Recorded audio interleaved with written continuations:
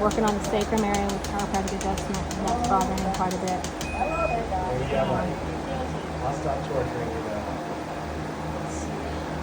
Still trying to figure out our hip weakness, and I have been on the phone today with literally 5 different vets getting some advice because I can't get anyone to come to Union, West Virginia for a phone call, and it's just where we live. At any rate, the good news is we've got lots of good ideas. We're trying everything we can to help little Sam. Stay tuned for how we do. This is day 11, I believe. We told him right away.